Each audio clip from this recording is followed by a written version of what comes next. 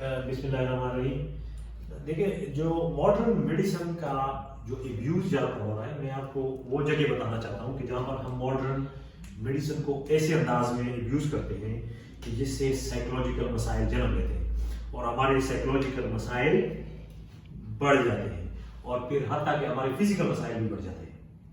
ان مسائل میں سے یہ ہے کہ جس طرح کہ فار ایگزامپل آپ ڈاکٹر کے پاس جاتے ہیں اور یو آر وریڈ اور وہ آپ کے وریز میں مزید اضافہ کرتا ہے، ٹھیک ہے نا. دوسری جگہ پہ ایسے کہ آپ سلیپ لیس ہیں، انسومنیک ہیں، آپ کو نیند نہیں آ رہی اور ڈاکٹر یا تھراپسٹ آپ کا علاج کرتے کرتے ایسے انداز میں وری کر دیتا ہے کہ آپ کی سلیپ، ہر قسم کی میڈیسن ٹرائی کرنے کے بعد، تمام آپشنز ٹرائی کرنے کے بعد آپ اتنا obsess ہو جاتے ہیں اپنی سلیپ لیسنس کے حوالے سے کہ آپ کی سلیپ لیسنس یا جو انسومنیا ہے وہ مزید بڑھ جاتا ہے، ٹھیک ہے نا. آپ جاتے ہیں ڈاکٹر کے پاس کہ میں سفر ہوں، آئی ایم سفرنگ، اور پھر جب آپ اپنے سفرنگ کو ریڈیوس کرنے کی کوشش کرتے ہیں تو آپ کی سفرنگ مزید بڑھتی جاتی ہے. That's the dilemma, one of the dilemma with modern medicine. And unfortunately اس میں سے ان میں وہ لوگ آتے ہیں جو پڑھے لکھے لوگ ہوتے ہیں، جو اپنی ایگوئک آئیڈینٹی میں، جو اپنے ہیلتھ ریلیٹڈ obsessed ہوتے ہیں، جو اپنے ہیلتھ کو ایک خاص فکس انداز میں دیکھنا چاہتے ہیں، جو اپنی ہیلتھ ریلیٹڈ آئیڈینٹی رکھتے ہیں.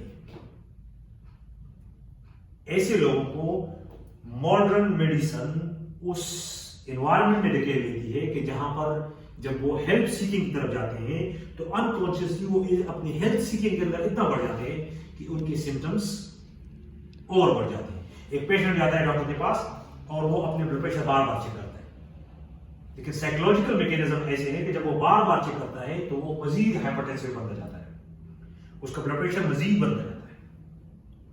ایک مریض ہے جو نیند کی چکر میں نیند کی گولیاں کھاتا جاتا ہے اور تمام دوائیاں کھانے کرنے کے بعد اور نیند کے حوالے سے تمام سائیکو تھراپی اور ڈائری کیپنگ اور روٹین اور ریچولز اور سارے جو سائیکو تھراپیوٹک میتھڈز ہیں وہ ٹرائی کرنے کے بعد اس نتیجے پہ پہنچتا ہے کہ اس کا انسومنیا یا جو سلیپ لیسنس ہے یا اس کی جو نیند نہیں آ رہی وہ مزید بڑھ رہا ہے. ایسے حالات میں جو بیسٹ ٹیکنیک ہو سکتی ہے، جس کو میڈیسن میں ہمیشہ سے اگنور کیا گیا ہے، وہ ہے کہ آپ embrace the suffering. embrace the suffering یعنی اس آزمائش کو، اس تکلیف کو قبول کرنا، دل سے قبول کرنا، radical acceptance. Because you are the suffering. Because suffering is the existence.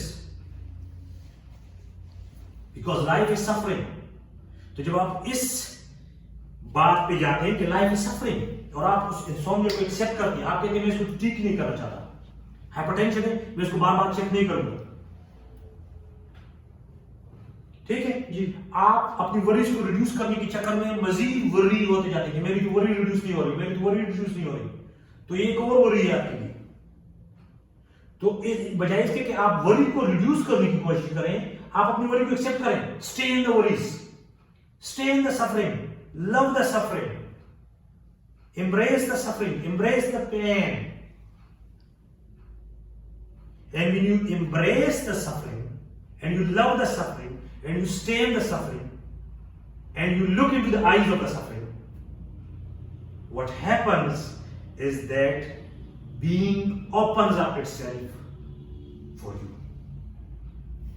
Your consciousness expands and you come to know that everything is you. Light is you, darkness is you, suffering is you, joy is you, pain is you. It's all you, and you become it. And when you become it, you are it, and you just are existence.